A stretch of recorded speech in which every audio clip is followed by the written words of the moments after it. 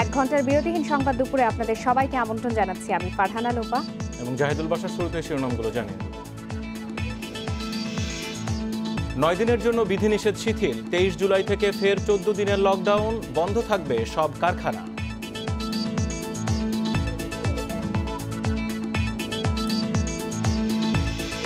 Corona আক্রান্ত ও উপসর্গে রাজশাহী, খুলনা সহ 16 জেলায় আরও 187 মৃত্যু। শুধু করোনায় মারা গেছে 95 জন।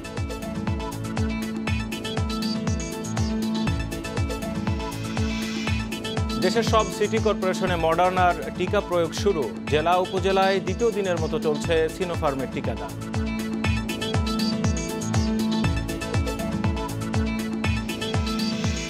সময়ের আগেই রাজধানীতে বসেছে কোরবানির পশুর হাট। জনসমাগম ঠেকাতে চালু হলো ডিজিটাল পশুর হাট।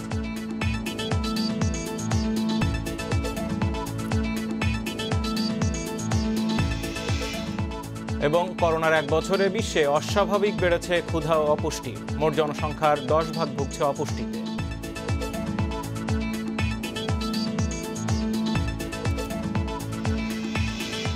সংবাদ দুপুরে শিরোনামগুলো শুনছিলেন, এবার যাব পুরো খবরে। ঈদুল আজহা উপলক্ষে 14 জুলাই মধ্যরাত থেকে 23 জুলাই সকাল 6টা পর্যন্ত চলমান কঠোর লকডাউন শিথিল করে প্রজ্ঞাপন জারি করা হয়েছে। সকাল 11:30টার দিকে এই প্রজ্ঞাপন জারি করে মন্ত্রিপরিষদ বিভাগ। একই সঙ্গে 23 জুলাই সকাল 6টা থেকে 5 আগস্ট রাত 12টা পর্যন্ত ফের কঠোর বিধিনিষেধ আরোপ করা হয়েছে। করোনা ভাইরাসের সংক্রমণ উদ্বেগজনক হারে বেড়ে যাওয়ায় গত 1 জুলাই সকাল 6টা থেকে শুরু হয় 7 দিনের কঠোর বিধিনিষেধ। এই বিধিনিষেধ ছিল 7 জুলাই মধ্যরাত পর্যন্ত। পরে বিধিনিষেধের মেয়াদ আরও 7 দিন অর্থাৎ 14 জুলাই মধ্যরাত পর্যন্ত বাড়ানো হয়েছে। প্রজ্ঞাপনে 23 জুলাই ভোর থেকে শিল্প কারখানা ও বন্ধ থাকবে বলে আবারও নির্দেশনা দেওয়া হয়।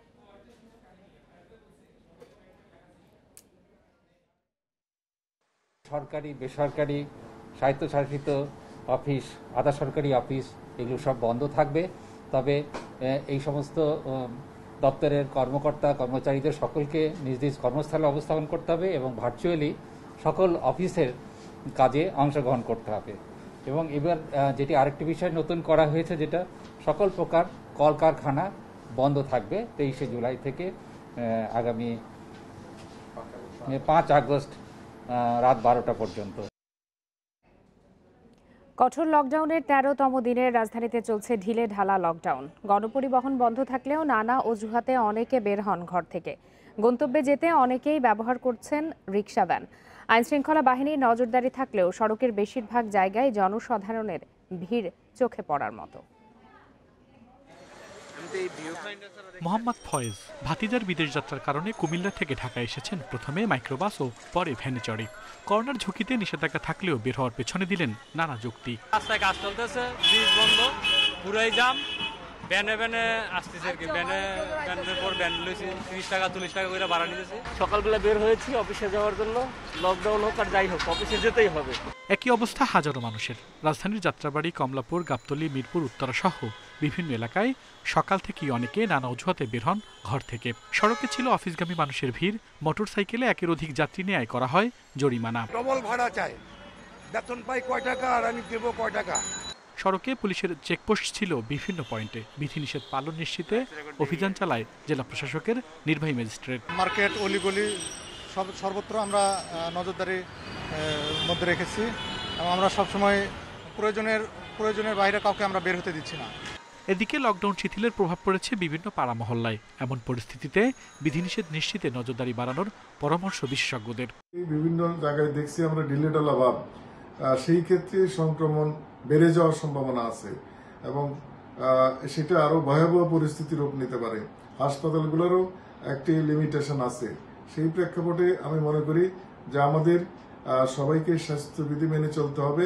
সড়কে সাধারণের অবাধ চলাচল বন্ধ করা না গেলে লকডাউনের সুফল পাওয়া সম্ভব হবে না বলেও মত বিশেষজ্ঞদের।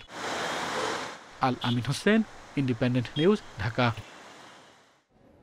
লকডাউনের বিষয়ে আরো বিস্তারিত জানাতে এবারে ঢাকা এবং চট্টগ্রাম থেকে যোগ দিয়েছেন সহকর্মীরা। প্রথমেই জানবো রাজধানীর খবর। এই মুহূর্তে নিউ মার্কেট এলাকায় আছেন আমাদের সহকর্মী নাহিদ কামাল। সরাসরি চলে যাচ্ছে তার কাছে। নাহিদ, নিউ মার্কেট এলাকার চিত্র কেমন দেখছেন এবং লকডাউন শিথিল করার যে প্রজ্ঞাপন এসেছে, এই প্রজ্ঞাপনের পর মানুষের আচরণে কি ধরনের পরিবর্তন দেখছেন, তাদের প্রতিক্রিয়া কি?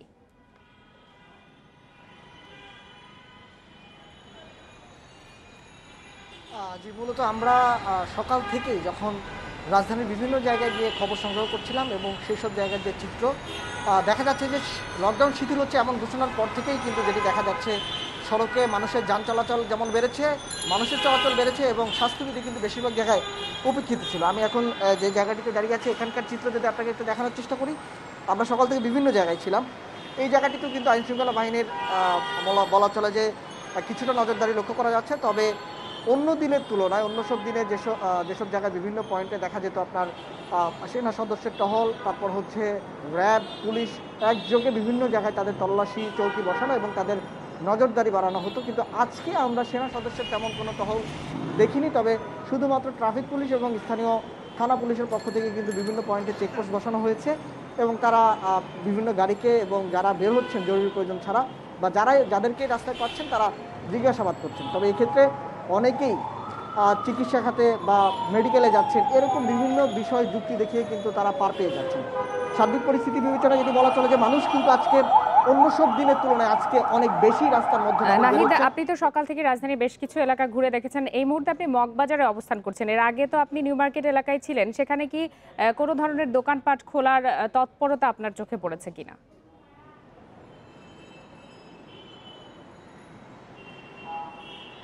জি, আসলে সকাল থেকে যখন নিউ মার্কেট এলাকায় ছিলাম তখন দেখেছি আসলে দোকানপাট খোলার কোনো তৎপরতা নেই বা একেবারে নেই বললেই চলে। কারণ মূলত হচ্ছে প্রশাসনের পক্ষ থেকে যে নিষেধাজ্ঞা রয়েছে তারা সেক্ষেত্রে দোকান মালিক সমিতির কর্মচারী সমিতি এবং তাদেরকে যে নির্দেশনা দেওয়া হয়েছে দোকান খুলতে তেমনটি দেখা যায়নি। তবে রাজধানীর নিউ মার্কেট এলাকা থেকে এরপরে আমরা যখন মগবাজার এলাকায় চলে এসেছি এইসব জায়গায়ও কিন্তু একই জিনিস দেখা যাচ্ছে। আমরা মগবাজার এলাকায় একটি দোকান পেয়েছি যেখানে কিনা বলা চলে যে জেলা প্রশাসকের নির্বাহী ম্যাজিস্ট্রেট একটি দোকানকে মূলত হচ্ছে অনুমতি ব্যতীত খোলার কারণে তাকে জরিমানার আওতায় এনেছে।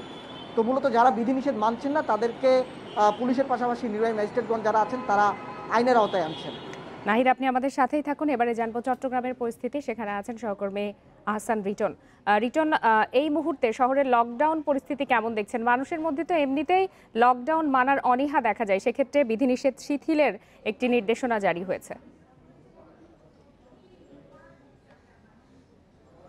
দেখুন, আসলে আজকে লকডাউনের 13তম দিন চলছে। আমরা এই মুহূর্তে আছি চট্টগ্রামের টাইগার পাস মোড় এলাকায়। আমরা যেটি দেখেছি আসলে শুরুর দিককার যে লকডাউন পরিস্থিতি সেটি যতটা কড়াকড়ি ছিল, সেখানে জেলা প্রশাসনের পক্ষ থেকে, সেনাবাহিনী, পুলিশ র্যাবের পক্ষ থেকে যে ধরনের টহল ছিল সেটি আসলে ক্রমশ কমতে শুরু করেছে এবং সে কারণে আমরা দেখেছি যে আসলে গণপরিবহন না চললেও মানুষ নানা অজুহাতে তাদের প্রাইভেট কার কিংবা মোটরসাইকেল, রিক্সা, ভ্যান করে চলাচলের যে চেষ্টা সেটি তারা অব্যাহত রেখেছেন এবং বৃহস্পতিবার থেকে যে লকডাউন শিথিলের যে ঘোষণা এসছে সেটি ইতিমধ্যে আসলে সবাই জেনে গেছেন এবং সেই জানার পরে মানুষের মধ্যে যে ঢিলাঢালা ভাবটি পরিলক্ষিত হয় সেটি আসলে এই মুহূর্তে একেবারেই দৃশ্যমান এমনকি আমরা বলতে পারি। আমরা নগরীর বেশ কয়েকটি পয়েন্ট ঘুরে দেখেছি, সেখানে দেখছি মানুষের মধ্যে এক ধরনের অর্থাৎ লকডাউনের যে কড়াকড়ি ছিল সেটি থেকে তারা মুক্তি পাবে এই খুশিতে তারা এখন অনেকটাই আত্মহারা এমনটি বলা যেতে পারে। আপনি জানজার সপ্তাহখানেক পরেই ঈদুল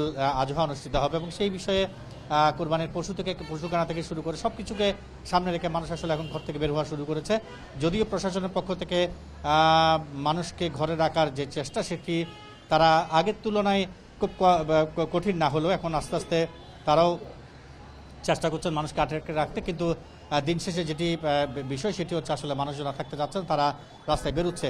আমরা সকাল থেকে দেখেছি নগরের অনেকগুলো পয়েন্টে পুলিশের যে চেকপোস্টগুলো ছিল সেখানে খুব কড়াকড়িভাবেই প্রতিটি গাড়িকে চেক করা হয়েছিল এবং তারপরে তারা আসলে সেই গাড়িগুলোকে চলতে দিচ্ছিলেন। কেউ যদি যৌক্তিক কারণ দেখাতে না পারে সেক্ষেত্রে তাদেরকে আটকে রাখা হয়েছিল কিংবা তাদের গন্তব্যে ফেরত দেওয়া হচ্ছিল এবং বেলা বাড়ার পরপর যেটি দেখছি সেটি হচ্ছে তাদের সেই কড়াকড়ি ভাব এখন অনেকটাই কমে গেছে এবং এই মুহূর্তে বেশ সাবলীলভাবেই বেশ কিছু গাড়ি ঘোড়া রাস্তায় চলাচল করছে। এই হচ্ছে চট্টগ্রাম থেকে লকডাউনের আজকে যে 13তম দিনে তার সর্বশেষ পরিস্থিতি। রিটন, আপনাকে ধন্যবাদ। দেশব্যাপী চলছে লকডাউন। করোনা সংক্রমণ রোধে কঠোর এই কর্মসূচির 13তম দিনও আইনশৃঙ্খলা বাহিনীর কড়াকড়ি উপেক্ষা করে নানা অজুহাতে রাস্তায় নামছে মানুষ। যানবাহন চলাচল চোখে পড়ার মতো। চট্টগ্রাম নগরীর বিভিন্ন পয়েন্টে বাড়ানো হয়েছে আইনশৃঙ্খলা বাহিনীর নজরদারি। অযথা বাইরে বের হলে অথবা স্বাস্থ্যবিধি অমান্য করলেই করা হচ্ছে জরিমানা। সিলেট নগরীর বিভিন্ন স্থানে দোকানপাট অর্ধেক খোলা রেখে ব্যবসা চালাচ্ছেন অনেকে। স্বাস্থ্যবিধি উপেক্ষা করে চলছে নানা কার্যক্রম। নানা অজুহাতে বাইরে বের হচ্ছে মানুষ। বরিশালেও চলছে ঢিলেঢালা লকডাউন। সড়কে যানবাহন কম নামলেও হাট বাজার সহ সর্বত্র বেড়েছে জনসমাগম। রংপুরে স্বাস্থ্যবিধি অমান্যকারীদের অর্থদণ্ড করছে ভ্রাম্যমাণ আদালত। এছাড়া লকডাউন বাস্তবায়নে বরিশাল, রাজশাহী, যশোর, কুমিল্লা সহ সারা দেশের সড়ক মহাসড়কগুলোতে চেকপোস্ট বসিয়ে চালানো হচ্ছে আইনশৃঙ্খলা বাহিনীর তৎপরতা। করোনা কেউ মরছে না তো আমরা এই এলাকা গেছি না, অত এলাকা থেকে মরতে মরলে তো আমরা ভয় পাইলাম না, আমরা এলাকা থেকে মরছে না, করোনারও নাই, এটা সাধারণ নাটক। বাবার টেলা সব আক্রমণ ধরার বুঝছেন, ফেটের জ্বালায় সব বার হয়েছে। করোনা ভাইরাস থেকে এই বিস্তার রোধকল্পে আমাদের সরকারি যে নির্দেশনা, সেই নির্দেশনা মোতাবেক আমরা কাজ করে যাচ্ছি। যারা দু একজন বের হচ্ছে অকারণে, তাদেরকে ঘরে ফিরিয়ে দিচ্ছি। করোনা আক্রান্ত ও উপসর্গ নিয়ে 24 ঘন্টায় রাজশাহী, খুলনা সহ 16 জেলায় আরও 187 জনের মৃত্যু হয়েছে। এর মধ্যে উপসর্গ নিয়েই মারা গেছেন 92 জন। চিকিৎসকরা বলছেন, প্রান্তিক পর্যায়ে করোনা সংক্রমণ নিয়ে উদাসীনতা, সেই সাথে হাসপাতালে সময় মতো না পৌঁছানোয় বাড়ছে মৃত্যু। প্রতিদিনই করোনা আক্রান্ত বা উপসর্গ নিয়ে রাজশাহী মেডিকেল কলেজ হাসপাতালে ভিড় করছেন অসংখ্য মানুষ। হাসপাতালের করোনা ইউনিটে 454 শয্যার বিপরীতে ভর্তি আছেন 504 জন। গত 24 ঘন্টায় এই হাসপাতালে করোনা আক্রান্ত 8 ও উপসর্গ নিয়ে 10 জন মারা গেছেন। খুলনায় মেডিকেল কলেজ হাসপাতাল সহ 4 হাসপাতালে করোনা ও উপসর্গ নিয়ে মারা গেছেন 19 জন। বগুড়ায় 24 ঘন্টায় 20 জনের মৃত্যু হয়েছে, এর মধ্যে করোনা আক্রান্ত ছিলেন 7 জন। আমাদের একটি সক্ষমতা আছে এবং এই সক্ষমতার বাইরে গেলে আমাদের জন্য আসলে চিকিৎসা সেবা দেওয়া আসলেই সমস্যা হয়ে যায়। তো আমরা চেষ্টা করছি আমাদের সাধ্যমতো। আমরা চাই জনগণ যেন বা আমাদের স্বাস্থ্য অধিদপ্তর প্রদত্ত বা আমাদের প্রশাসন প্রদত্ত স্বাস্থ্যবিধিগুলো মেনে চলি। বরিশাল শেরেবাংলা মেডিকেল কলেজ হাসপাতালের করোনা ইউনিটে আজও উপসর্গ নিয়ে চিকিৎসাধীন 11 জনের মৃত্যু হয়েছে। জেলায় শনাক্তের হার 55%। রংপুরে মৃত 13 জনের মধ্যে উপসর্গ নিয়ে চিকিৎসাধীন ছিলেন 8 জন। জনগণকে আমরা বারংবার সচেতন করার চেষ্টা করছি। জেলা পরিষদ থেকে বারবার চেষ্টা করা হচ্ছে, কিন্তু লোকজনের অনীহার কারণে এইসব একেবারে স্বাস্থ্যবিধি মানছে না। ময়মনসিংহে 24 ঘন্টায় করোনা আক্রান্ত 10 ও উপসর্গ নিয়ে 8 জনের মৃত্যু হয়েছে। কুষ্টিয়ায় করোনা আক্রান্ত হয়ে মারা গেছেন 9 জন। প্রত্যন্ত অঞ্চলের মানুষ ঠিক সময়ে হাসপাতালে না আসায় মৃত্যু বাড়ছে বলে জানান চিকিৎসকরা। রোগী দেখা যাচ্ছে 10 দিন, 12 দিন, 15 দিন পর আসছে। এই রোগীগুলিকে আমরা শত চেষ্টা করব, খুব বেশি ইমপ্রুভ করাতে পারছে না এবং আমাদের এই প্রাণগুলি হারাতে হচ্ছে। ফরিদপুরে 24 ঘন্টায় মারা গেছে 14 জন। শনাক্তের হার 44.23%। এছাড়া করোনা ও উপসর্গ নিয়ে ঝিনাইদহে 11, যশোরে 10, নাটোর ও টাঙ্গাইলে 9 জন করে মারা গেছেন। রেশমি নন্দী, ইন্ডিপেন্ডেন্ট নিউজ। এ বিষয়ে আরো জানতে আমরা চলে যাচ্ছি বরিশালে। সেখানে আছেন সহকর্মী মুরাদ আহমেদ। মুরাদ, বরিশালের সার্বিক করোনা পরিস্থিতি সম্পর্কে আমাদেরকে জানাবেন। সেই সাথে জেলায় কতগুলো টিকা কেন্দ্রে টিকা দেওয়া হচ্ছে আর কেন্দ্রে মানুষের উপস্থিতি কেমন দেখছেন এই মুহূর্তে?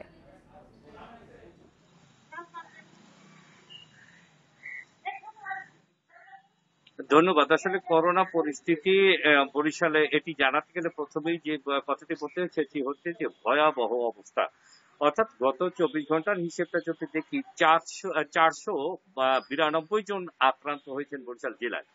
তো এটি ছিল বরিশালের সর্বকালের সব রেকর্ড একদিনেই ভেঙে গেল আর কি। মানে আগে যেমন 24 থেকে 35 থেকে 48 এরকম করে উঠতো, তা সবকিছু ডিঙিয়ে 217 থেকে এক টানে চলে গেল 492। আমি জানি না আগামীকাল আমাদের জন্য কি অপেক্ষা করবে। তবে সুখের কথা হচ্ছে যে এই 492 জনের মধ্যে মাত্র 8 জন হাসপাতালমুখী হয়েছেন, অন্যরা কেউ আর হাসপাতালমুখী হননি। হাসপাতালের সেবার নমুনা এ থেকেই বোঝা যায়।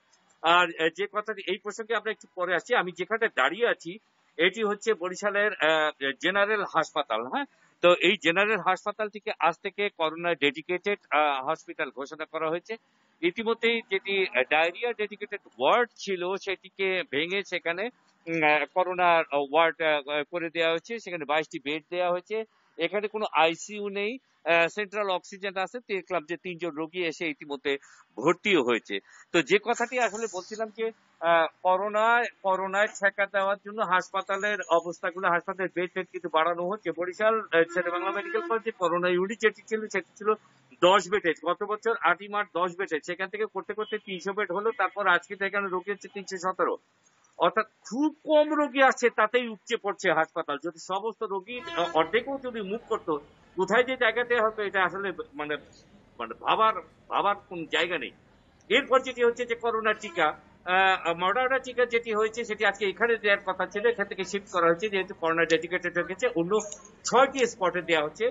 গতবার যখন প্রথম ডোজ টিকাগুলো আসে প্রথম চালানে, সেদিন কিন্তু প্রথম দিন টিকা দিতে আসবে এরকম লোক খুঁজতে কিন্তু মানে বরিশালের আঞ্চলিক ভাষায় বলা হয় বাটি চালান দিয়ে আমাদেরকে বের করা লেগেছিল, অর্থাৎ কে নিবেন টিকা। আজকে কিন্তু তার সম্পূর্ণ উল্টো চিত্র। 10:30টায় আমরা দেখেছি মা ও শিশু কেন্দ্র যেটি রয়েছে সেখানে, মা ও শিশু কল্যাণ কেন্দ্র, সেখানে 10:30টায় টিকা শুরু হওয়ার কথা। আমি 8:30টায় সেখানে গিয়েছিলাম 9টার লাইভটি দেওয়ার জন্য, কিন্তু 8:30টায় গিয়ে দেখেছি অলরেডি ফিল আপ হয়ে গেছে, বিশাল লাইন। সবাই সেখানে এসে, অর্থাৎ 6টি কেন্দ্রে টিকা দেওয়া হচ্ছে বরিশালে এবং টিকা নিতে আসা মানুষের সংখ্যা অনেক বেশি। মুরাদ আহমেদ, আপনাকে ধন্যবাদ। রাজধানী সহ 12 সিটি কর্পোরেশনে শুরু হয়েছে মডার্নার টিকাদান কার্যক্রম। রাজধানীর 41টি কেন্দ্রে দেখা গেছে টিকা প্রত্যাশীদের উপচে পড়া ভিড়। তবে গণটিকা কার্যক্রমের প্রথম দিনে আগে SMS পাওয়া অনেকেই পাননি টিকা। রাজধানীর তেজগাঁওয়ের জাতীয় নাক্কান গলা ইনস্টিটিউট, মঙ্গলবার সকাল থেকেই টিকা নিতে যাওয়া মানুষের দীর্ঘ লাইন। আগে SMS পেয়েও টিকা নিতে না পারা অনেকেই দাঁড়িয়েছেন লাইনে। ওরা বলছে একটার মধ্যে আসার জন্য, আমি তো একটার আগেই আসছি, 1 ঘন্টা আগে আসছি, লাইনেও দাঁড়াইছিলাম, এখন ওনারা নিচ্ছেন। আমি ঠিক 10টার সময় এসে লাইনে দাঁড়াইছি, 10টার সময় এসে লাইনে দাঁড়ানো হয়, রোজ দাঁড়া থেকে টোকেন যারা পাইছে তারা দিব, টোকেনের কাছেই আসতে পারি না। এই কেন্দ্রে প্রতিদিন 300 মানুষকে টিকা দেয়া হচ্ছে।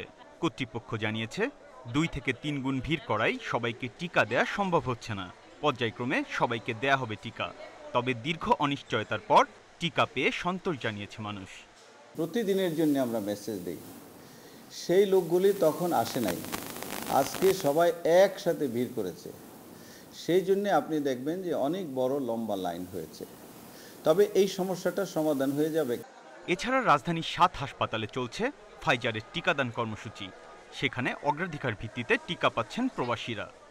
এর আগে আমি করতে পারিনি এই নিবন্ধন, এবার আমি করলাম, ভালো লাগলো। এত মানুষ দিচ্ছে, সবাই আগ্রহী হয়ে, তো নাও পেতে পারে, কিন্তু এত স্মুথলি কাজ হয়ে গেল, 5 দিনের মধ্যে আমার সব কমপ্লিট হয়ে গেল। কালকে আমি মেসেজটা পাইছি, আজকে চলে আসলাম। এসব তো এখানে বেশিক্ষণ থাকা হয়নি, সমস্যা হয়নি কোনো। গণটিকা কার্যক্রমে 35 বছরের বেশি যে কোনো বাংলাদেশি নাগরিক সুরক্ষা অ্যাপে নিবন্ধনের মাধ্যমে টিকা নিতে পারবেন। Biprajit Chanda, Independent News, Dhaka. সারা দেশে চলছে গণটিকা কার্যক্রম। সকাল থেকেই টিকাদান কেন্দ্রগুলোতে ছিল মানুষের উপচে পড়া ভিড়। তবে নিবন্ধনের মাধ্যমে মোবাইলে SMS পাওয়া ব্যক্তিদের টিকা দেয়া হচ্ছে। এছাড়া যারা আগে টিকার জন্য রেজিস্ট্রেশন করেছিলেন তাদেরও পর্যায়ক্রমে টিকা দেয়া হবে। চট্টগ্রাম মহানগরীর 11টি কেন্দ্রে মডার্না টিকা দেয়া হলেও উপজেলাগুলোতে দেয়া হচ্ছে সিনোফার্মার টিকা। ভোর থেকে কেন্দ্রগুলোতে ভিড় দেখা গেছে। তবে কর্মসূচির প্রথম দিনে অব্যবস্থাপনার অভিযোগ তুলেছেন অনেকে। এভাবে মানে একজনের সাথে একজন, কোনো এখানে সোশ্যাল ডিস্ট্যান্স বলতে কিছু নাই, সহজে নিতে পারছি, একটু কোনো ব্যথা বেদনা নাই, সমস্যা হয়নি। সিলেটে ওসমানী মেডিকেল কলেজ হাসপাতাল ও পুলিশ লাইন হাসপাতাল কেন্দ্রে চলছে টিকাদান কার্যক্রম। কর্মসূচি আরও সুষ্ঠুভাবে পরিচালনার জন্য নগরীতে আরও 9টি কেন্দ্রের আবেদন করেছে সিটি কর্পোরেশন। আরও 9টা কেন্দ্রের জন্য আমরা স্বাস্থ্য অধিদপ্তরে প্রস্তাবনা পাঠিয়েছি, যাতে জনগণ তার নিজ এলাকাতেই, সিটি কর্পোরেশনের জনগণ তার নিজ এলাকাতেই টিকা কেন্দ্রে টিকা দিতে পারে। বরিশাল নগরীর 6টি কেন্দ্রে দেয়া হচ্ছে মডার্না টিকা। এ দফায় 13,200 মানুষকে টিকা দেয়া হচ্ছে। কেন্দ্রের সংখ্যা বাড়ানো হবে বলে জানান সিটি মেয়র।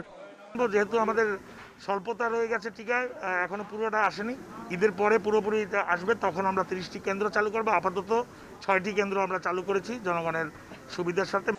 বগুড়ার 11 উপজেলায় শুরু হয়েছে গণটিকা কার্যক্রম। স্বাস্থ্য কমপ্লেক্সগুলোতে মঙ্গলবার সকাল থেকে টিকা নেন নিবন্ধনকারীরা।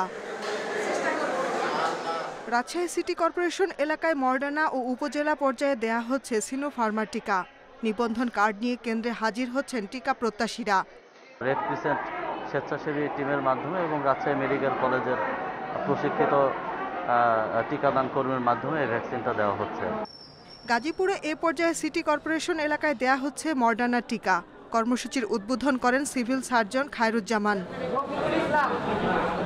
এছাড়া খুলনা, ময়মনসিংহ, রংপুর সহ জেলা উপজেলা পর্যায়ে চলছে এই টিকাদান কর্মসূচি।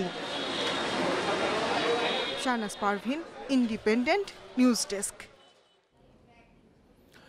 এ মাসের মধ্যে দেশে আসছে আরও 1,9 লাখ ডোজ করোনার টিকা। এর মধ্যে 10 দিনের মধ্যে আসছে অক্সফোর্ডের 29 লাখ টিকা। এছাড়া মডার্নার 30 লাখ ও সিনোফার্মের 50 লাখ ডোজ টিকা আসছে এ মাসেই। এসব কথা জানান স্বাস্থ্যমন্ত্রী জাহিদ মালেক। এর মধ্যে কয়েকটি দেশ ও সংস্থা থেকে শীঘ্রই 85,20,000 ডোজ করোনার টিকা পাওয়ার কথা জানিয়েছেন পররাষ্ট্রমন্ত্রী একে আব্দুল মোমেন। সোমবার রাতে ফেসবুক পোস্টে তিনি জানান, জাতিসংঘের কোভ্যাক্স কর্মসূচির আওতায় আসবে আরও 36,20,000 ডোজ। এর মধ্যে জাপান 29 লাখ, চীন 10 লাখ এবং ইউরোপীয় ইউনিয়ন 10 লাখ ডোজ দেবে। ভারতের সেরাম ইনস্টিটিউট থেকে কেনা টিকার নতুন চালানো শীঘ্রই আসবে। এর বাইরে চীন উপহার হিসেবে সিনোফার্মের 11 লাখ ডোজ টিকা দিয়েছে এবং এই কোম্পানি থেকে কেনা টিকার একটি চালান দেশে এসেছে।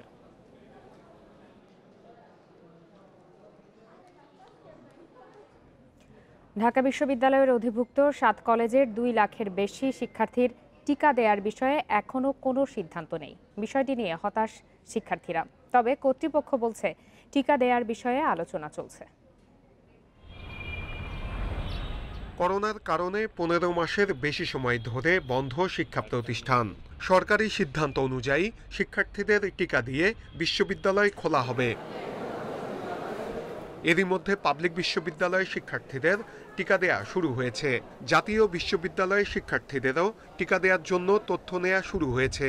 কিন্তু ঢাকা বিশ্ববিদ্যালয়ের অধিভুক্ত 7 কলেজের শিক্ষার্থীদের টিকা দেওয়ার বিষয়ে এখনও কোনো সিদ্ধান্ত নেই। কলেজ কর্তৃপক্ষের সাথে যোগাযোগ করেছি, কলেজ কর্তৃপক্ষ আমাদেরকে সন্তোষজনক কোনো আনসার দিতে পারে না। 7 কলেজেরও যাতে অতি দ্রুত এই ভ্যাকসিনের আওতায় নিয়ে আসে। এদিকে কর্তৃপক্ষ বলছে টিকা দেওয়ার বিষয়ে স্বাস্থ্য মন্ত্রণালয়ের সঙ্গে যোগাযোগ করা হচ্ছে। আগামী সপ্তাহে একটা সিদ্ধান্ত আসতে পারে। শিক্ষার্থীদের একাডেমিক ক্ষতি পোষাতে শিক্ষাবর্ষ 8 মাস করা হচ্ছে বলে জানিয়েছে কর্তৃপক্ষ। কিন্তু আমাদের 7 কলেজের আমাদের নিজস্ব ডাটাবেজ আছে, আমরা চাইলে খুব দ্রুত সরকারকে যে কোনো সময় তথ্য দিয়ে দিতে পারবো। আমরা আমাদের যে ডাটাবেজ আছে সেখান থেকে তথ্যগুলো কাস্টমাইজ করতেছি। 1 বছরের যে বছরটা শিক্ষা বছর সেটাকে হয়তো 8 মাসে নিয়ে আসা হবে। এটা আপৎকালীন একটা ব্যবস্থা আর কি, এটা তো পুরোপুরি না। তো সেটা হলো আমাদের সেশন জাম থাকবে না। বিশ্ববিদ্যালয় মঞ্জুরি কমিশন বলছে তালিকা পেলেই টিকা দেওয়ার জন্য ব্যবস্থা নেওয়া হবে।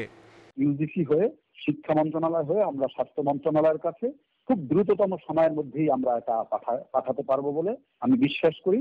অধিভুক্ত 7 কলেজে শিক্ষার্থী আছে 2 লাখের বেশি। নূরে আলম, ইন্ডিপেন্ডেন্ট নিউজ, ঢাকা। করোনাকালের বাধ্যতামূলক হোটেল কোয়ারেন্টিন মানছেন না ওমান, দুবাই ও মালয়েশিয়া ফেরত প্রবাসীরা। হোটেল ও ট্রাভেল এজেন্টের যোগ সাজসে 14 দিনের কোয়ারেন্টিন না করে চলে যাচ্ছেন বাড়িতে। কেউ আবার হোটেলেও যাচ্ছে না, বিমানবন্দর থেকে সরাসরি চলে যাচ্ছে বাড়িতে। 5 তারকা কিংবা তারকাহীন হোটেলে সবাই জড়িয়ে পড়ছেন এই আইন ভাঙার মিছিলে।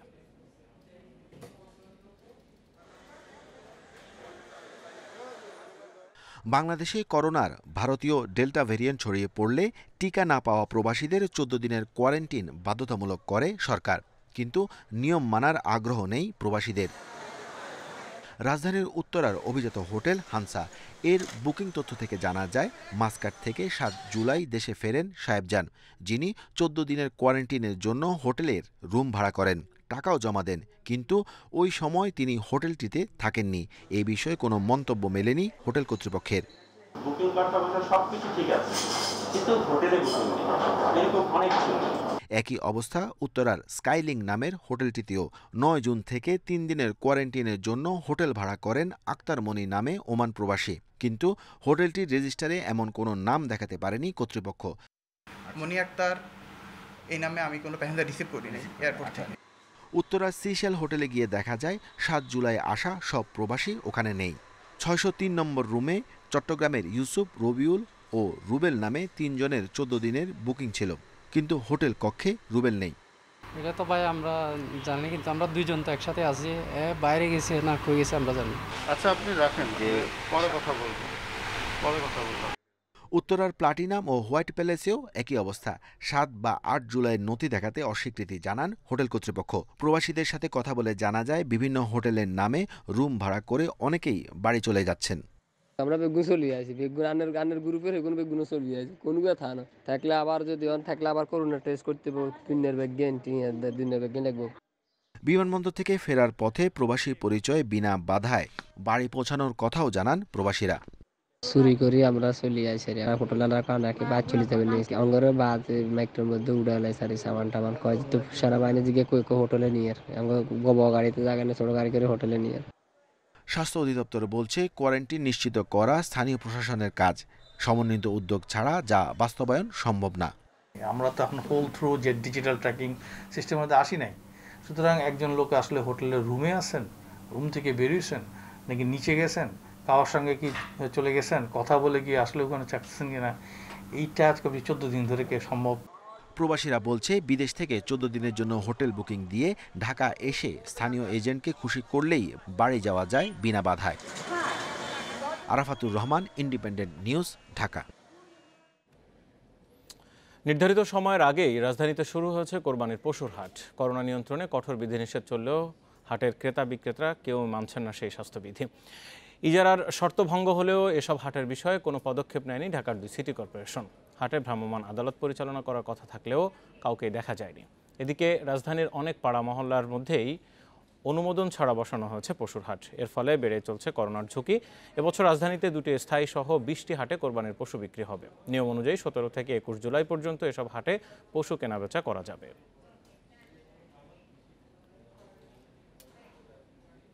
সহকর্মী আদিলুর রহমান, রাজধানীর বিভিন্ন অস্থায়ী এ সমস্ত অনিয়ম করে যে হাট বসানো হয়েছে সেই সব হাট ঘুরে এখন রয়েছেন রাজধানীর শ্যামলীতে, সেখান থেকে সেখানকার পরিস্থিতি জানাবেন।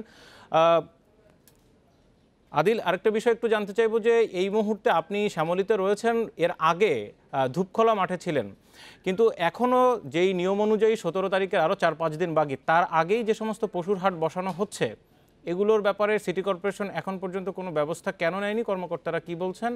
আর এইভাবে এই 5 দিন চলতে থাকবে কিনা?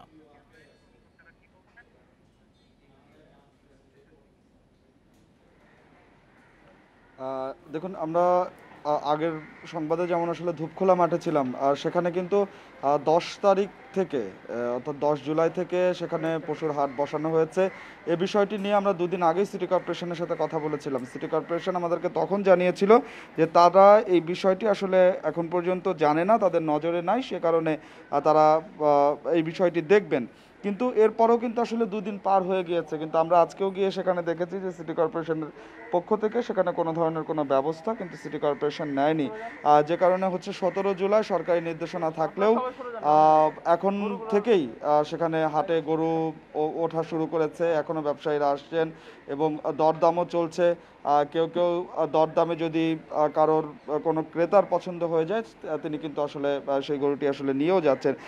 এই বিষয়ে আসলে সিটি কর্পোরেশন যেটি বলছে যে তারা এই যে ইজারাদার, সেই ইজারাদারের বিরুদ্ধে ব্যবস্থা নেবে, কিন্তু এখন পর্যন্ত আমরা কার্যকর কোনো পদক্ষেপ সিটি কর্পোরেশনের কে নিতে দেখিনি। এর বাইরেও আমরা দেখেছি যে পাড়া মহল্লার মধ্যে ছোট ছোট করে যে পশু বিক্রি, সেই বিক্রিটি কিন্তু আসলে শুরু হয়েছে। সিটি কর্পোরেশনের পক্ষ থেকে বলা হচ্ছে যে এই যে ছোট ছোট করে পাড়া মহল্লার মধ্যে যে ছোট হাটগুলো বসানো হচ্ছে এগুলো একদমই অবৈধ এবং এই হাটগুলো আসলে বসানো যাবে না। যেহেতু অন্যান্য বছর আসলে কিছুটা ছাড় দিলেও এবছর যেহেতু করোনা সংক্রমণ অনেক বেশি, সেক্ষেত্রে এই ছোট ছোট হাটগুলোর ব্যাপারে একেবারেই সিটি কর্পোরেশন নিরুৎসাহিত করছে এবং সিটি কর্পোরেশন বলছে তারা যদি কোনোভাবে এটি খবর পায় যে কেউ ছোট হাটগুলো তাদেরকে না জানিয়ে বসিয়ে থাকে, সেক্ষেত্রে কিন্তু তার বিরুদ্ধে আসলে ব্যবস্থা নেবে।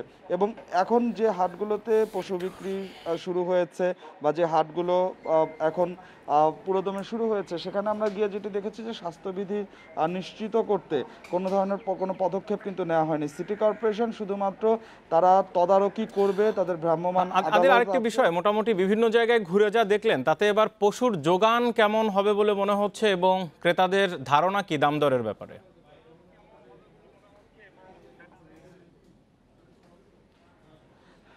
দেখুন, এখনও কিন্তু আসলে পুরোদমে হাট শুরু হয়নি, সেক্ষেত্রে আসলে যোগান কেমন হবে সেটি নিয়ে এখন পর্যন্ত খুব ভালোভাবে বলা যাচ্ছে না। কিন্তু যে হাটগুলোতে এরই মধ্যে কোরবানির পশু আসতে শুরু করেছে সেখানে কিন্তু আমরা যোগান বেশ ভালোই দেখছি। এরই মধ্যে প্রাণী সম্পদ অধিদপ্তর থেকে কিন্তু আমাদেরকে যেটি জানানো হয়েছে যে গত বছরের চেয়ে এবার কোরবানির পশুর যে যোগান সেটি কিন্তু অনেক বেশি রয়েছে এবং সীমান্তবর্তী জেলাগুলো দিয়ে অর্থাৎ সীমান্ত থেকে যে চোরাই পথে যে গরুগুলো আসতো সেই গরুগুলো কিন্তু এবার আর আসবে না।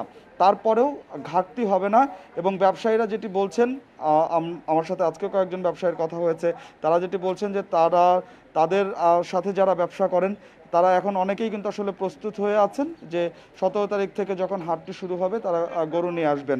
তবে দামের বিষয়টি আপনাকে বলি যে এখনও কিন্তু আসলে দামের বিষয়টি নিয়ে এক ধরনের ধোঁয়াশা রয়েছে, কারণ ক্রেতা যারা আছেন তারা বলছেন দাম এখন বেশি, বিক্রেতা যারা আছেন তারা বলছেন দরদাম খুব একটা ভালো পাচ্ছেন না।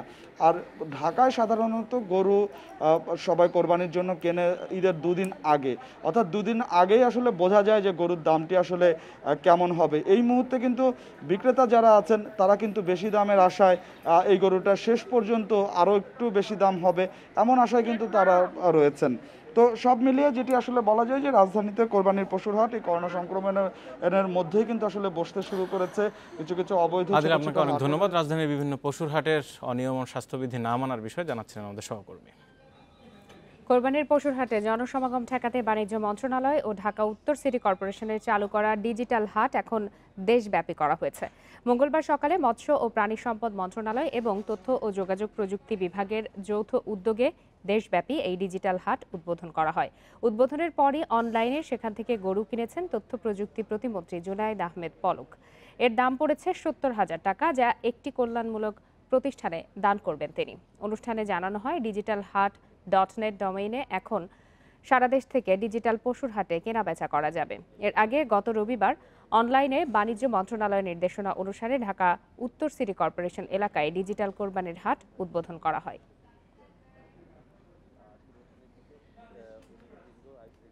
আমরা দাম দর করতে পারছি এবং সেগুলো বাসায় পৌঁছে দেওয়ার ব্যবস্থা করতে পারছি, তাহলে কেন আমরা শারীরিকভাবে হাটে গিয়ে আমরা স্বাস্থ্য ঝুঁকির মধ্যে পড়ব? তো কেন এটা আমরা করব? আমার মনে হয় যে ডিজিটাল হাট এটা পরিবেশ বান্ধব, এটা কিন্তু নিরাপদ এবং সাশ্রয়ী। আপনারা আছেন বিরতিহীন সংবাদ দুপুরে। সংবাদে আরো যা যা থাকছে। ইরাকে করোনা হাসপাতালে অগ্নিকাণ্ডে অর্ধশতাধিক রোগীর মৃত্যু, অক্সিজেন বিস্ফোরণে আগুনের ধারণা।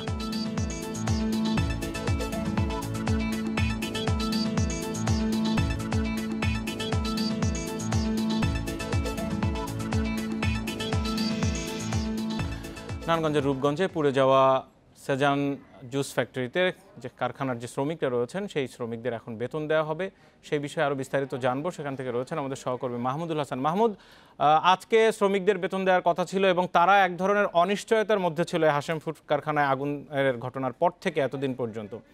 এখন কি মনে হচ্ছে কতজন শ্রমিককে আসলে বেতন দেওয়া সম্ভব হচ্ছে সেখানে?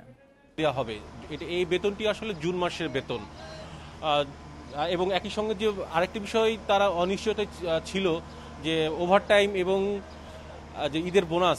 আমি এখানকার কারখানা কর্তৃপক্ষের সঙ্গে কথা বলেছি, কারখানা কর্তৃপক্ষ যেটি বলেছে যে ওভারটাইম যে 2 মাসের বাকি আছে এবং একই সঙ্গে যে ঈদের বোনাস সেটিও ঈদের আগে পরিশোধ করে দেওয়ার তার চেষ্টা করছেন। তারা সম্ভাব্য ডেট হিসেবে আমাদেরকে বলেছেন যে 15 তারিখ তারা ঈদের বোনাসটি দিবে এবং আগামী 19 তারিখ যে 2 মাসের ওভারটাইম আছে সেই ওভারটাইমটি তারা পরিশোধ করবে বলে তারা জানিয়েছেন।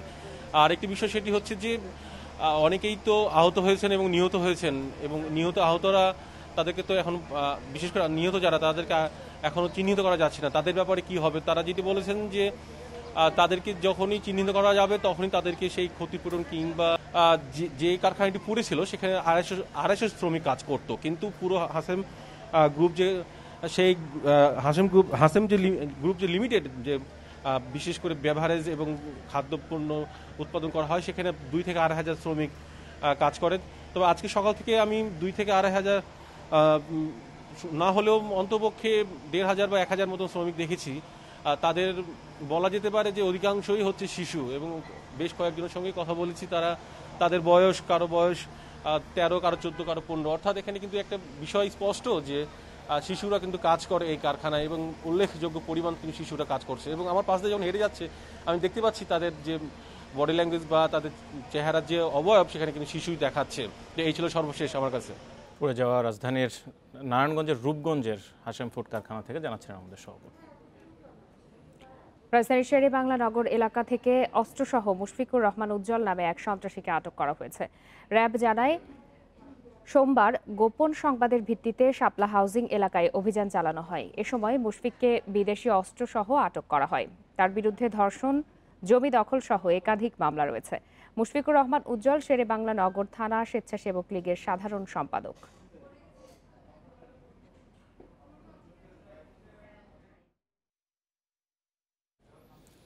চট্টগ্রামে নতুন ধরনের মাদক ক্রিস্টাল আইসের 975 গ্রামের একটি চালান সহ 3 জনকে গ্রেপ্তার করেছে র্যাব। সকালে উদ্ধার অভিযান নিয়ে আয়োজিত সংবাদ সম্মেলনে র্যাব জানায়, উদ্ধার হয় এই মাদকের বাজার মূল্য প্রায় 1 কোটি টাকা। 8 মাস আগে মাছ ব্যবসার আড়ালে এসব মাদক টেকনাফ থেকে চট্টগ্রামে নিয়ে আসেন রুবেল নামের এক যুবক। পরে 3 সহযোগী শহীদুল ইসলাম, কাজী আমিনুর রশিদ ও সাইমন তারেককে মাদক বিক্রির দায়িত্ব দিয়ে সৌদি আরব চলে যান রুবেল। গতরাতে চট্টগ্রামের পাথরঘাটা এলাকায় এসব মাদক বিক্রির সময় তারা র্যাবের হাতে ধরা পড়ে। র্যাব 7-এর অধিনায়ক মশিউর রহমান জানিয়েছেন, ক্রিস্টাল আইস মাদক মূলত মিয়ানমার হয়ে বাংলাদেশে ঢুকছে। স্কুল কলেজের শিক্ষার্থীদের টার্গেট করে এসব মাদক আনা হয়। বেশি লাভের আশায় অন্য পেশা ছেড়ে মাদক কারবারিতে জড়িয়ে পড়ছেন অনেকে। গ্রেপ্তারদের মধ্যে আমিনুর রশিদ একটি ব্যাংকের চাকরি ছেড়ে মাদক কারবারিতে জড়িয়ে পড়েন। সম্মানিত অভিভাবকদেরকে অনুরোধ জানাতে চাই যে আপনাদের সন্তানরা কোথায় যাচ্ছে, কি করছে, তাদের অ্যাকম্পানি কারা আছে, সেই বিষয়টিতে খেয়াল রাখবেন এবং যাতে আমাদের যুব সমাজ ধ্বংসের দিকে চলে না যায় সেদিকে খেয়াল রাখবেন। এবং ফাইনালি আমরা যাদেরকে গ্রেফতার করেছি এবং পলাতক আসামি যারা আছে তাদের বিরুদ্ধে আইনানুগ প্রক্রিয়া চলমান আছে। যেসব কারখানায় অগ্নি নিরাপত্তা সহ নিরাপদ কর্মপরিবেশ নিশ্চিত করা হবে না, সেসব প্রতিষ্ঠানের পণ্য বাজারে বিক্রি করতে দেয়া হবে না বলে জানিয়েছেন প্রধানমন্ত্রীর বেসরকারি শিল্প ও বিনিয়োগ বিষয়ক উপদেষ্টা সালমান এফ রহমান। সকালে চামড়া খাত নিয়ে ইকোনমিক রিপোর্টার্স ফোরাম আয়োজিত এক অনলাইন সভায় কথা বলেন তিনি। এ সময় সালমান এফ রহমান বলেন, সব শিল্প কারখানায় নিরাপদ কর্মপরিবেশ নিশ্চিতে গুরুত্ব দিচ্ছে সরকার। এছাড়াও কারখানার অবকাঠামো এবং মানোন্নয়নে বিভিন্ন পক্ষকে সাথে নিয়ে নতুন জোট গঠন করা হবে বলেও জানান তিনি। অনুষ্ঠানে চামড়া ও চামড়াজাত পণ্যের রপ্তানি বাড়াতে তৈরি পোশাক খাতের মতো নীতি সহায়তা দেওয়ার আহ্বান জানান প্রধানমন্ত্রীর বেসরকারি শিল্প ও বিনিয়োগ বিষয়ক উপদেষ্টা।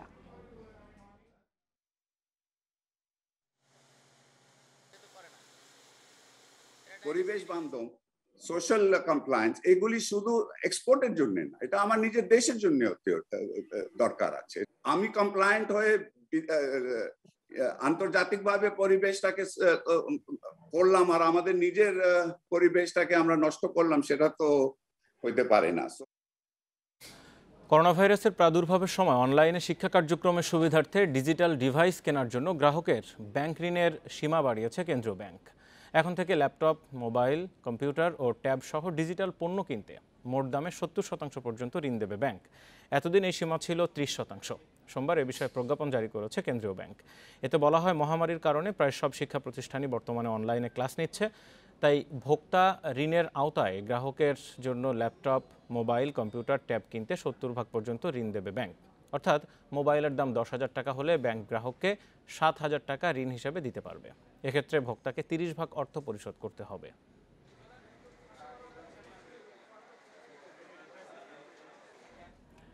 বিশ্বে এক বছরে অস্বাভাবিকভাবে বেড়েছে ক্ষুধা ও অপুষ্টি, যার জন্য দায়ী করোনা মহামারী। সোমবার প্রকাশিত জাতিসংঘের খাদ্য ও কৃষি সংস্থা, বিশ্ব খাদ্য কর্মসূচি এবং বিশ্ব স্বাস্থ্য সংস্থার সম্মিলিত এক প্রতিবেদনে এমন তথ্য উঠে এসেছে। বিশ্বজুড়ে বাড়ছে অপুষ্টিতে ভোগা মানুষের সংখ্যা। আগের 5 বছরের তুলনায় অপুষ্টিতে ভোগা মানুষের সংখ্যা বেড়ে হয়েছে প্রায় 76 কোটি 80 লাখ, যা গোটা বিশ্বের জনসংখ্যার প্রায় 10% এবং এই সংখ্যা 2019 সালের তুলনায় প্রায় 11 কোটি 80 লাখ বেশি। অপুষ্টিতে ভোগা মানুষের 41 কোটি 80 লাখের বাস এশিয়ায়, বাকি 28 কোটি 20 লাখের বাস আফ্রিকায় এবং 6 কোটি মানুষ লাতিন আমেরিকার। সবচেয়ে বেশি প্রভাব পড়েছে আফ্রিকা অঞ্চলের শিশুদের ওপর। বর্তমান ধারা চলতে থাকলে 2030 সাল নাগাদ বিশ্বকে ক্ষুধামুক্ত করার জাতিসংঘের লক্ষ্য পূরণ করা অসম্ভব হয়ে পড়বে। প্রায় 66 কোটি মানুষ ক্ষুধাপীড়িত থেকে যাবে। মহামারী না থাকলে যে সংখ্যা খানিকটা কম থাকত।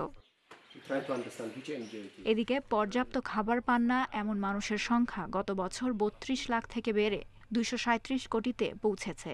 ডব্লিউএফপির প্রধান বলেন, এত বিপুল সংখ্যক মানুষকে ক্ষুধামুক্ত করতে অন্তত আরও 1 যুগ সময় লেগে যেতে পারে।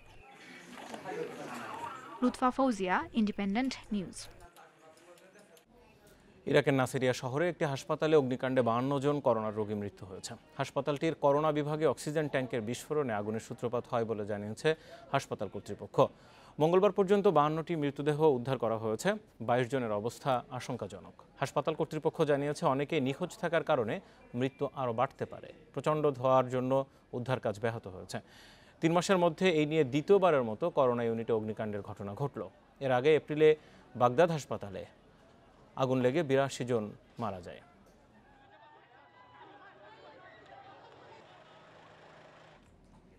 করোনা প্রতিরোধে একই ব্যক্তিকে ভিন্ন প্রতিষ্ঠানে তৈরি ভ্যাকসিন প্রয়োগের পরিকল্পনা নিয়েছে বিভিন্ন দেশ। তবে এ ধরনের পরিকল্পনা নিয়ে সতর্ক করেছে বিশ্ব স্বাস্থ্য সংস্থা। সোমবার অনলাইন ব্রিফিংয়ে একে বিপজ্জনক বলে মন্তব্য করেন সংস্থার প্রধান বিজ্ঞানী সৌম্য স্বামীনাথন। তিনি জানান, মানুষের দেহে করোনা টিকার মিশ্র ডোজের প্রভাব নিয়ে পর্যাপ্ত তথ্য প্রমাণ নেই। পাশাপাশি স্বাস্থ্য ঝুঁকি নিয়েও সতর্ক করেন স্বামীনাথন। এছাড়া নাগরিকরা কে কখন তৃতীয় ও চতুর্থ ডোজ নেবেন সে বিষয়ে সিদ্ধান্ত নেওয়া শুরু করলে দেশগুলোতে বিশৃঙ্খলা দেখা দেবে বলেও জানান তিনি। এর আগে টিকা নীতিতে পরিবর্তন এনে 2 ডোজে 2 রকম টিকা দেওয়ার ঘোষণা দেয় থাইল্যান্ড। সিনোভ্যাক টিকা নেয়ার পর দ্বিতীয় ডোজ হিসাবে অ্যাস্ট্রাজেনেকা টিকা প্রয়োগের কথা জানানো হয়।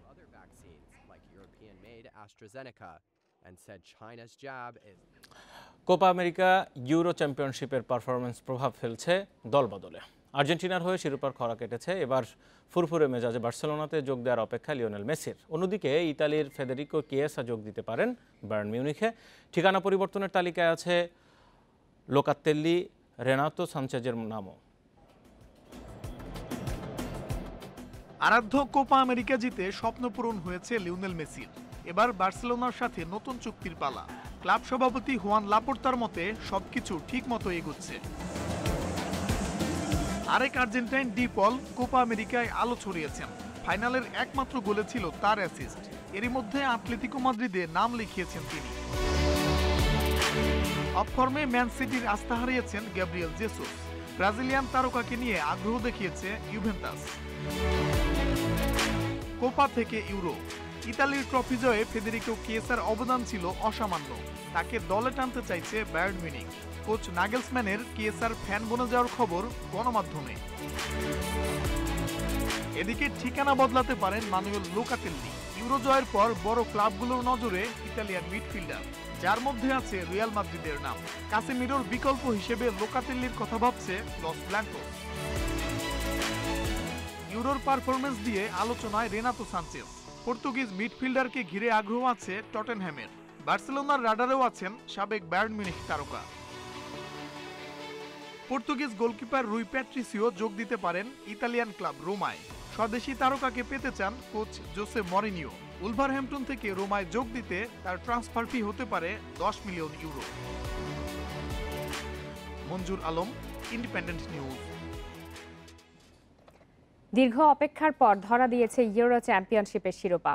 অধরা ট্রফি নিয়ে রোমে বিজয় উৎসব চলছে ইতালির। এরই মধ্যে ইউরোপ জয়ের নায়করা পেয়েছেন প্রধানমন্ত্রী ও রাষ্ট্রপতির সংবর্ধনা। তবে বিজয় মিছিলে হতাহত ও প্রাণহানির ঘটনায় অস্বস্তিতে আজ্জুরিরা। 53 বছর পর ইউরোপিয়ান চ্যাম্পিয়নশিপের শিরোপা জয় ইতালির। ফুটবলের আতুরঘর থেকে রোমে ফিরেছে অধরা ট্রফি। রাজার বেশে সমর্থকদের সাড়া দিতে ভুলেননি জর্জিও কিয়েলিনি অ্যান্ড কোম্পানি। ওয়েমলির ঐতিহাসিক ফাইনালের ঘোর এখনো কাটেনি। করোনার মধ্যেও নাচে গানে আজ্জুরিদের বরণ করে নিয়েছে সমর্থকেরা। ইউরোপ জয়ের নায়কদের বরণ করে নিয়েছেন দেশটির প্রেসিডেন্টও। সবার আগে ডনারুমাকে অভিনন্দন জানাতে চাই। শেষের 2 পেনাল্টি ঠেকিয়ে আমার চোখে ওই নায়ক। ও শুধু ইতালি না, বিশ্বের লাখো ইতালিয়ান সমর্থককে আনন্দে ভাসিয়েছে। আমাদের জয় পুরো বিশ্বে ছড়িয়ে থাকা ইতালিয়ানদের উৎসর্গ করতে চাই, যারা সব সময় আমাদের সমর্থন করে গেছেন, যাদের সমর্থন আমাদের এতদূর পৌঁছাতে সাহায্য করেছে। উদযাপনে হতাহতের ঘটনাও ঘটেছে ইতালিতে। ম্যাচ পরবর্তী পাগলাটে পরিবেশে মিলানে আহত হয়েছে 15 জন। আতশবাজি পোড়াতে গিয়ে হাতের আঙ্গুল হারিয়েছেন কেউ কেউ। ফোগিয়া শহরের কাছে খুন হয়েছেন একজন। পুলিশের ধারণা আনন্দ মিছিলে রাস্তায় তৈরি হওয়া বিশৃঙ্খলা সময় গুলিতে নিহত হন তিনি। Saiful Majumdar, independent news. Test mission শেষ। জিম্বাবুয়ের বিপক্ষে সামনে ওয়ানডে চ্যালেঞ্জ। হারারেতে প্রস্তুতি শুরু করেছে টাইগার ওয়ানডে দল। ইনজুরি থেকে সেরে না ওঠায় প্রস্তুতিতে যোগ দিতে পারেননি অধিনায়ক তামিম, তবে মুশফিক ফিরেছেন। টেস্টের ধকল থেকে মুক্তি পেতে বিশ্রামে ছিলেন সাকিব, মাহমুদুল্লাহ, তাসকিন ও লিটন।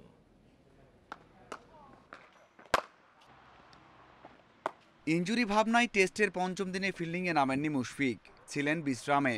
ওয়ানডের প্রস্তুতিতে নেটে মুশফিকের ব্যাটিংয়ে স্বস্তি ফিরেছে। ব্যাটিং স্তম্ভকে পুরো ফিট পাওয়া জরুরি। উইকেটের পেছনেও যে তাকে গুরু দায়িত্ব পালন করতে হবে। মুশফিককে নিয়ে স্বস্তি থাকলেও তামিমকে নিয়ে শঙ্কা কাটেনি। ইনজুরি এখনও ভাবাচ্ছে, অনুশীলনে ফিরতে পারেননি।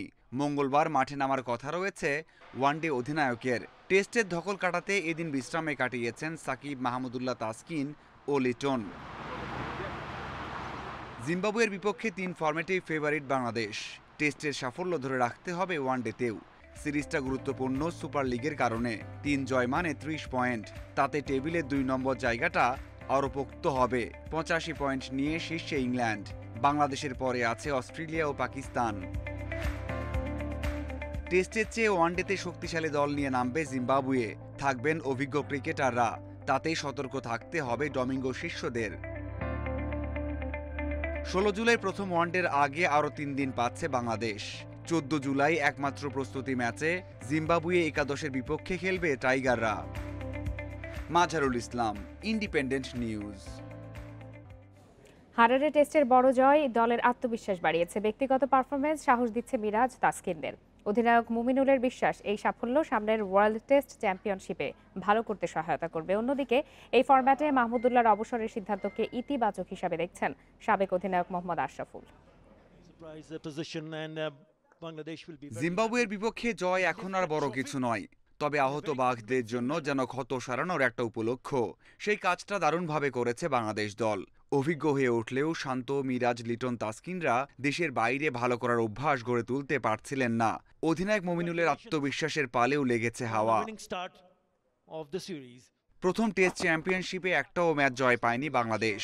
দ্বিতীয় আসরের চ্যালেঞ্জ শুরু নভেম্বরে পাকিস্তানের বিপক্ষে।